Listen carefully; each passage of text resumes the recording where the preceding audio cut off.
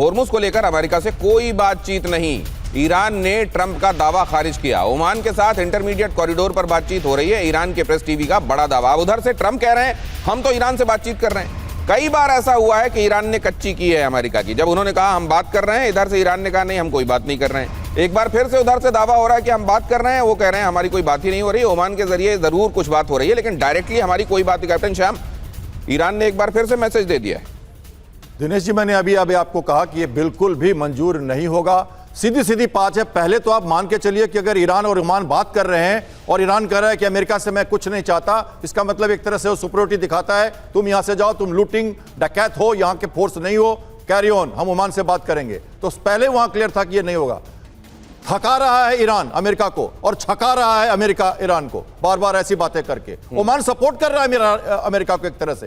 थोड़ी दिन तक ऐसे करेगा, तब तक वो स्मेलिंग द ग्राउंड करेगा, उनकी मूवमेंट समझेगा, फिर से तैयार होगा। हिट एंड रन, आना मारना भागना, आना मारना भागना, नई नीति है अमेरिका की। इसको जब तक आपके हमारे सारे दर्शक समझ न ले, अगले मॉर्निंग में कोई मिसाइल न चले तो युद्ध नहीं हो रहा, ऐसा नहीं। युद्ध लगातार चल रहा है और कम से कम 1 साल तो चलेगा ही चलेगा, इसमें कोई डाउट नहीं है। लगातार आपके चैनल से मैं एक ही बात कहता रहा हूं, आज फिर दोहरा रहा हूं, अमेरिका वहां से नहीं जाएगा। स्वर्णिम युग की सुगरात, जब तक जीसीसी कंट्रीज को गल्फ ऑफ हॉर्मुज गिफ्ट नहीं किया जाएगा, फंक्शनल कंट्रोल, तब तक ये युद्ध नहीं रुकेगा। ये नया युद्ध है, नया मॉडल है, ये राजनीतिक उकसावा है, प्रोवोकेशन है। ईरान को प्रोवोकेट करेगा और फिर हटेगा आएगा, हटेगा आएगा। वो वेनेजुएला में भी किया उसने, नाटो से हटा दी, यूक्रेन को नहीं देंगे हम कब कुछ भी। ये सब उसका तरीका है, ये अमेरिका के बाइडेन के हिसाब से तरीका है, ये ट्रंप का तरीका नहीं है। इसको हमें समझना होगा। जनरल ऑस्टिन का तरीका है, जो पिछले सेक्रेटरी ऑफ वॉर थे। ये इंटेंट उनका था, डेंट दिया है ट्रंप ने, इसको समझिए। ऐसे नहीं आया है, वो लंबी लड़ाई के लिए आया है, लगेगा नहीं युद्ध। तो आप जो कह रहे हैं, क्या अमेरिका में इस बात को इंटरप्रेट ऐसे ही किया जा रहा होगा कि जो असल में डेमोक्रेट्स करते आए हैं, रिपब्लिकन ने कहा जरूर था लेकिन कर वही रहे हैं जो वो लोग करते आए थे?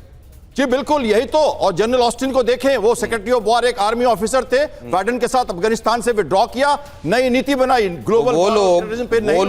वो लोग जो डेमोक्रेट्स के बाद जिताने के लिए रिपब्लिकन की तरफ गए, जिसकी वजह से रिपब्लिकन्स आए सत्ता में, क्या वो लोग ये नहीं देख रहे होंगे? अगर ऐसा होगा तो लॉन्ग टर्म में कि रिपब्लिकन्स का क्या होने वाला है, या इसका डर अब छोड़ चुके हैं ट्रंप और रिपब्लिकन्स? ये भी एक महत्वपूर्ण सवाल है। क्या इसका जवाब आपसे ले सकता हूं काली साहब?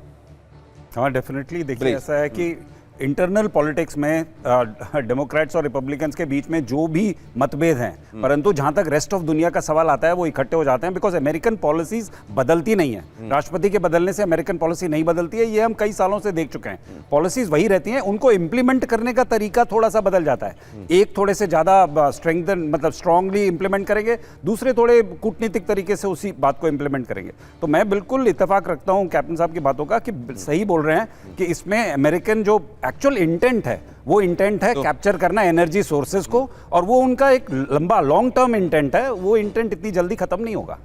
तो मतलब अब ये इनको कहना शुरू कर देना चाहिए कि will not talk any more about no forever war. अभी अगर सिचुएशन आती है तो हमको भी ये मंजूर है, ये बात इनको कह देना चाहिए। जनरल साहब, आपका कमेंट लेने आता हूं मैं।